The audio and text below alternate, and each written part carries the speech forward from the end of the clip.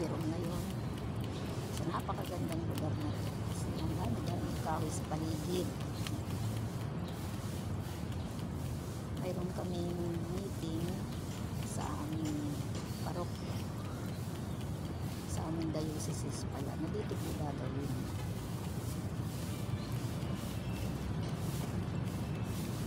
Medyo maaga pa lang kami.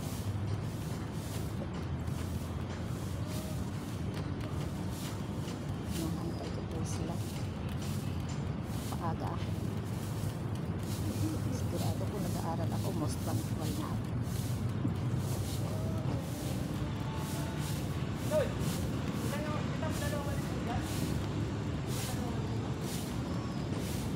Tingnan ninyo. Busy po ang lahat dito. Naglilinis. Ayan, napakaganda po yung paligid. Simbahan ng St. Jerome.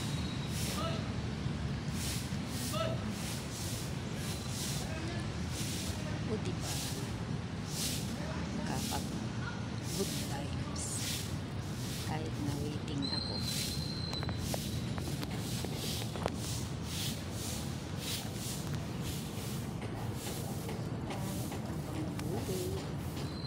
Pay-pay na lang para hindi pawisan.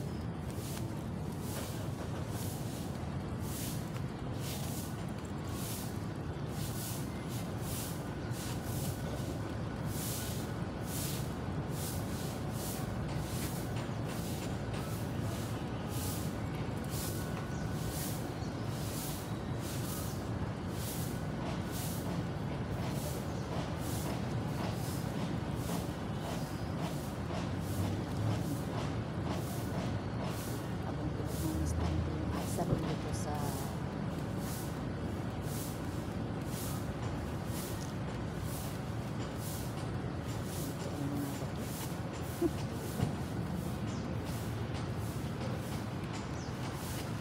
sa screen ng cellphone ko. Nakikita ko. Ako patanda na ako. Patanda.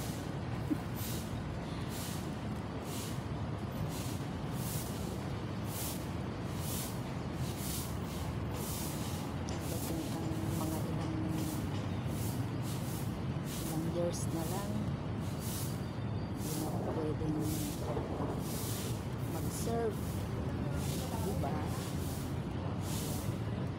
At hanggat maaga pa, sige lang, huwag tumigil. Tingnan niyo po, oh. Saan ko ako na? Ang ganda po ng halaman, di po ba? Ayan.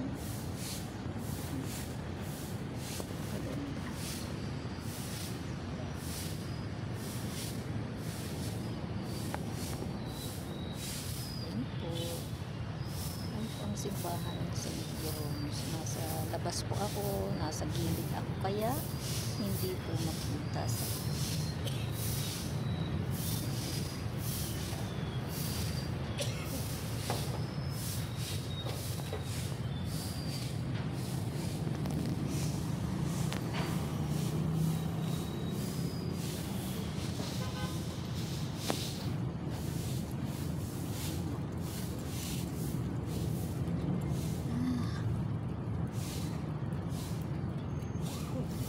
kahoy, pero kailangan mo pa rin magpaypay kasi kung hindi, ay nako, hinigo tayo sa pawis.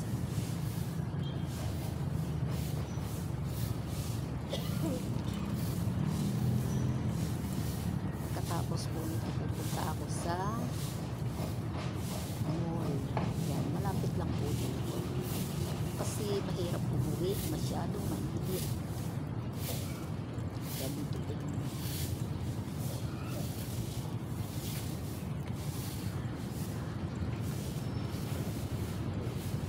Iikot ko po.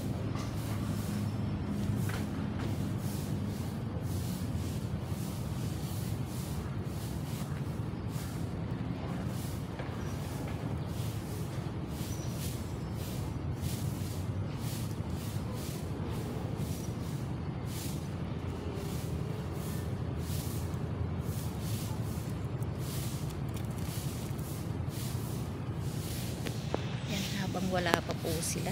Tara. Lakad tayo.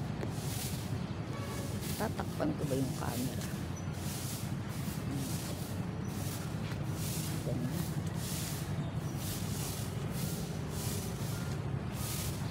Dito po tayo sa garden.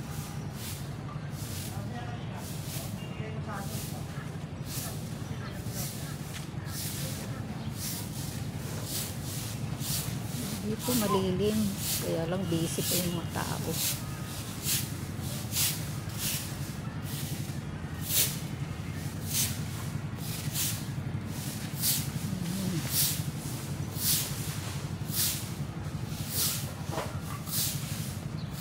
Nakikita niyo po ba? Ang ganda.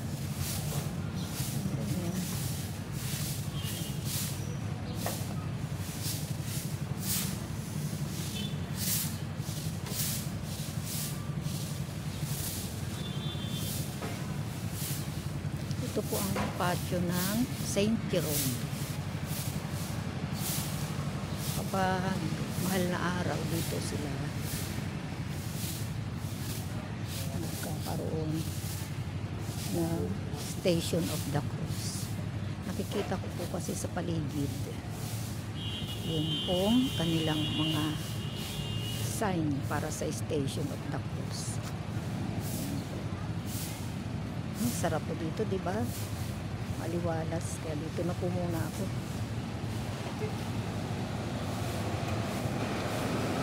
Habang wala pa yung meeting.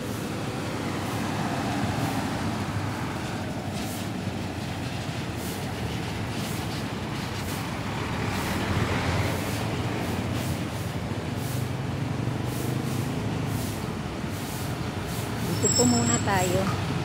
Daanan po ito ng mga sasakyan. Pero pag narito ka, para ka nasa gubat.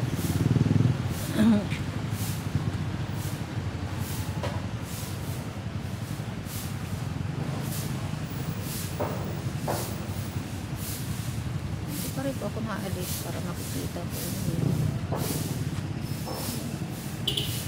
Yan po yung church.